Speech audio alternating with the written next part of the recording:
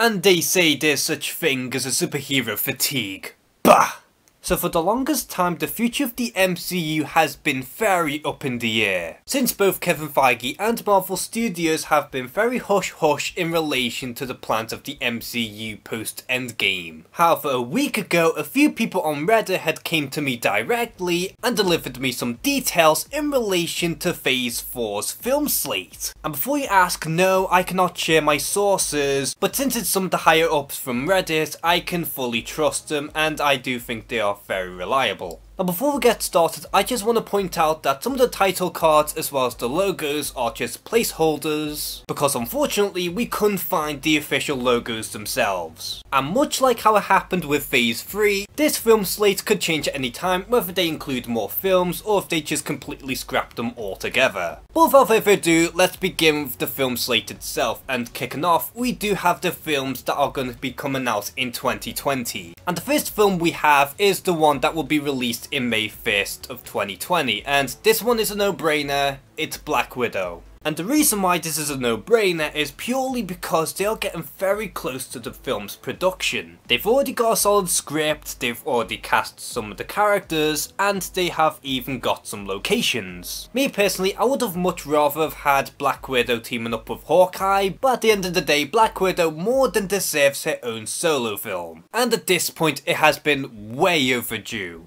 And so for the next film that will be coming out in 2020, this time being slated for July 31st, is also a no-brainer, The Eternals. Now me personally, I don't know too much about the Eternals property or really the lore of the Eternals, but we have heard multiple things surrounding the film and how this is going to be a huge part of the MCU moving forward. And we've even heard rumours of Angelina Jolie potentially taking up a lead role. So it does seem like The Eternals is going to be the big event in 2020. And so for the final film that will be coming out in 2020, that is actually going to be slated for November 6th, is of course the sequel to Doctor Strange that is suspiciously titled Doctor Strange Damnation. Now this may be a surprise to most people because people assumed that the sequel for Doctor Strange would introduce the Illuminati, but it does seem like they're going in a completely different route. And based on the title Damnation, it does seem like it's going to be following the basic plot that was actually from the more recent comics, where Doctor Strange essentially has to fight Mephisto in Vegas, but along the way he also has to team up with Ghost Rider as well as the Midnight Suns. And to me this is pretty plausible because at this point I don't think Agents of S.H.I.E.L.D. is going to be using Ghost Rider anymore, so it does seem like they can actually use him in the movies again. And to me, I cannot wait for this sequel for Doctor Strange because it seems like they're going in a completely different direction. So now we move on to the 2021 films, which does seem like a pretty big year. And the film that will be kicking off 2021 will of course be the sequel of Black Panther that will be titled Black Panther Attack of Atlantis, which will be released on February 12th. Now again, this one makes so much sense considering how Black Panther is a huge hit and Marvel of course wants to push this sequel forward. And what better way of exploring the lore of Wakanda evermore by introducing its rivalry with Atlantis. And clear as day, this will mark as the official debut for Namor in the MCU, which is pretty exciting if you ask me. And sure, Namor is a universal property, but it kind of works in a very similar manner to the Hulk deal, where they can use Hulk and Namor however they want so long as they don't have their own solo movies. And if they can't do a Namor movie, then this is the best way to go. And at this point, Namor's introduction is well overdue. But moving on from that, we do have our very first official Marvel and Fox MCU film. And like I've been saying, after all this time, it is in fact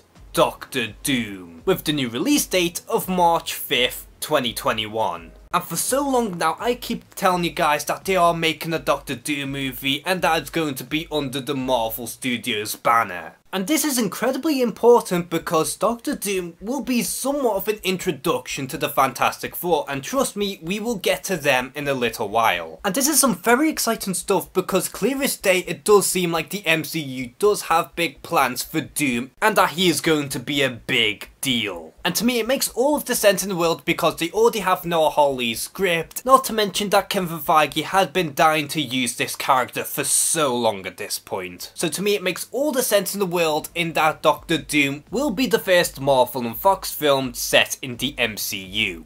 Now the next film in 2021 is in fact going to be a sequel to Spider-Man, and this is going to be very jarring because it will be Spider-Man meets Deadpool. And this one is so insane because I have no idea on how they're going to pull this off. And plus this sounds like one of these fan films that you would just never get in real life, but this is a reality folks, we're getting this movie. And based on everything that I've been hearing about this movie, it does seem like Ryan Reynolds will be reprising his role as Deadpool, and I couldn't be any happier. And I'm guessing that this movie will be testing the waters on how a PG-13 Deadpool could properly work within the MCU. And so long as it isn't the Once Upon a Deadpool crap, I honestly don't care because I would love to see Spider-Man interact with Deadpool, and I think it would be pretty funny to see them bounce off of one another. And so for the final film in 2021, this time slated for November 5th, we do have the long-awaited sequel for Guardians of the Galaxy. But funnily enough, it does have its own subtitle, and of course this one is going to be Guardians of the Galaxy Annihilation. And after discovering this title, I can honestly see why they didn't use Annihilation for Avengers Endgame. Because this is going to be when we see Annihilus in his full glory. And this to me does seem like a much darker Guardians film than what we're traditionally used to. Because with a villain like Annihilus, I could imagine plenty of casualties that will be permanent within the MCU, and chances are they are going to carry on with Guardians of the Galaxy beyond Guardians Annihilation, and that they're going to go on with a new roster in a similar vein to the Avengers. And to me this is exciting stuff, especially since James Gunn is back into directing the helm. And now we get to the movies that will be released in 2022, and kicking off we do have the first one that will be released on February 18th. Being the long-awaited sequel to Captain Marvel, and in this incarnation it will be Captain Marvel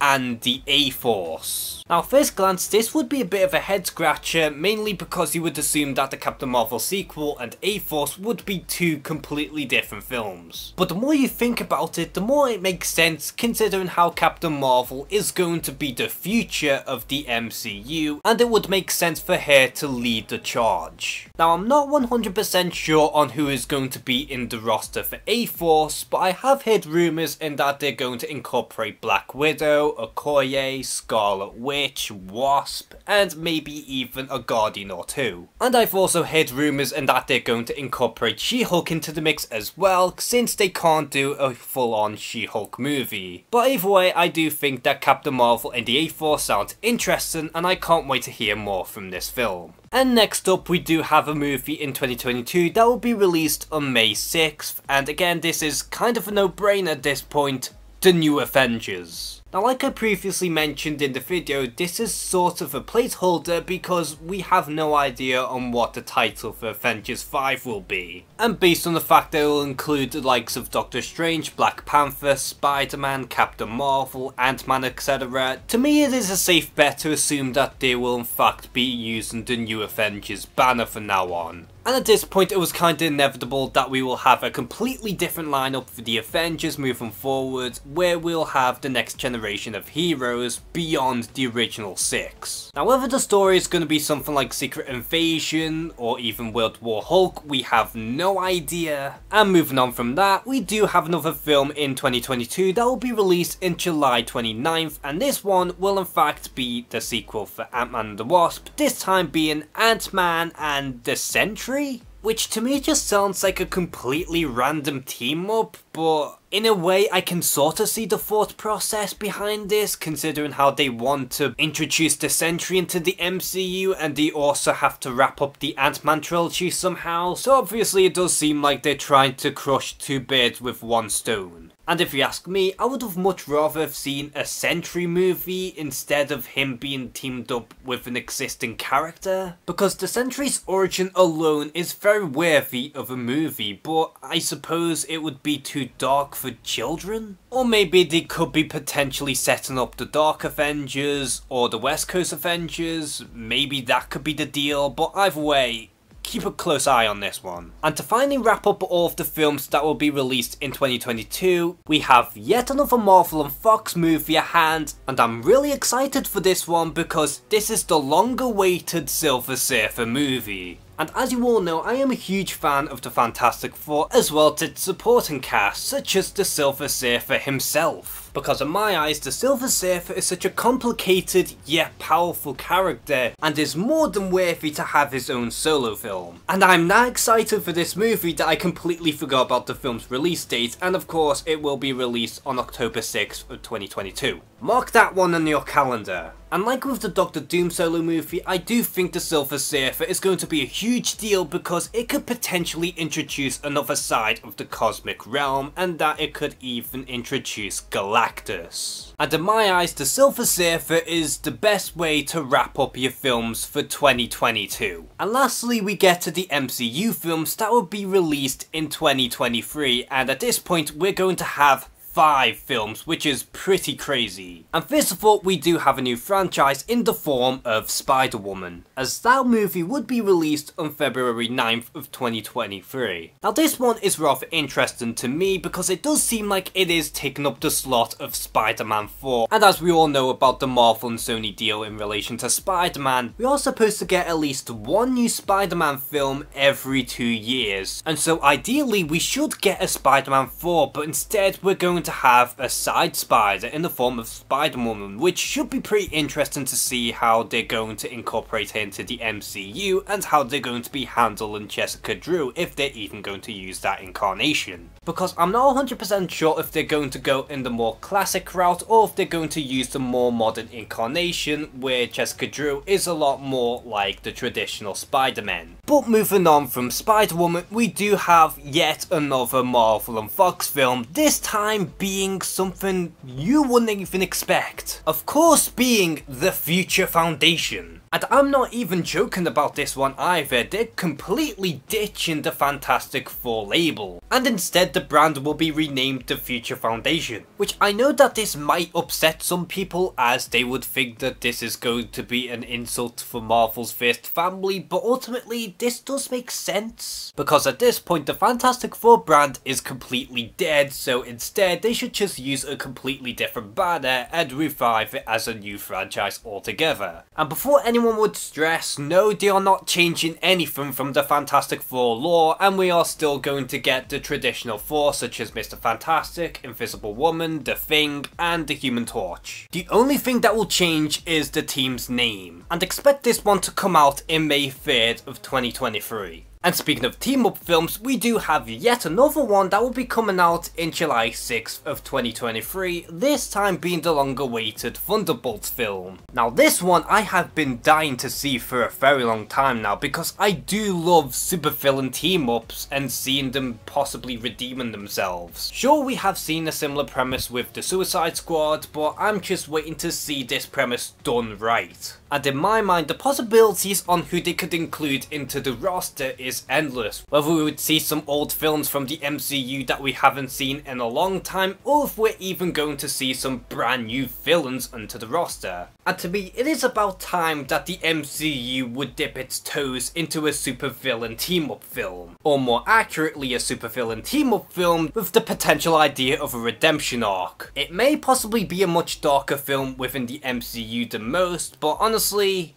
I'm excited for this one, and I'm glad that they're trying to do something different. And speaking of dark and different, we're going to have yet another brand new franchise coming our way in the form of Blade, as that movie is slated on October 12th. Now the details on this movie is very scarce because we have no idea on whether this is going to be the long rumoured Blade 4 that is now going to be connected in the MCU, or if this is going to be a complete reboot. We've all heard about Wesley Snipes and how he has been talking to Marvel Studios, and whether he is coming back as Blade, we still don't have a clue. But if we don't see Wesley Snipes back as Blade, then chances are this is in fact going to be a complete reboot, which would make sense if it's going to be incorporated into the MCU. And I suppose the main reason why they haven't used Blade in any of the TV shows yet was because Marvel Studios still had the full rights to Blade and that they wanted to use him for a film. But believe it or not, this isn't even the biggest head scratcher. Because for the last film that will be slated for 2023, this time being slated for December 8th, we do have Gambit. Now why this is in the film slate, I have no idea, but if you ask me, I would have much rather seen something like Wolverine or even that Kitty Pryde solo film. But I suppose there is a reason why Gambit is at the very bottom of the film slate, and that's probably because, much like the Inhumans, that will probably get the axe too. So if you're excited to finally see a Gambit movie that will be set within the MCU, don't hold your breath. But looking back on the entire film slate that the MCU have moving forward for Phase 4, clear as day they do have some pretty ambitious movies. Because not only are we finally going to see the characters that were previously owned from Fox, but for one reason or another it does seem like each and every Marvel movie that is slated for Phase 4 will be huge for either scale or through bizarre concepts. And if you ask me, this is a crazy set of films, but truth be told, I am excited for almost all of them. So what do you personally think of the brand new Phase 4 Marvel films? Which ones are you most excited to see? Which ones do you think will be the most dull? And are you personally happy with the entire film slate as a whole? Comment below and share some thoughts. And as always, thank you guys for watching this video. Please like and subscribe. Take care and have a good one.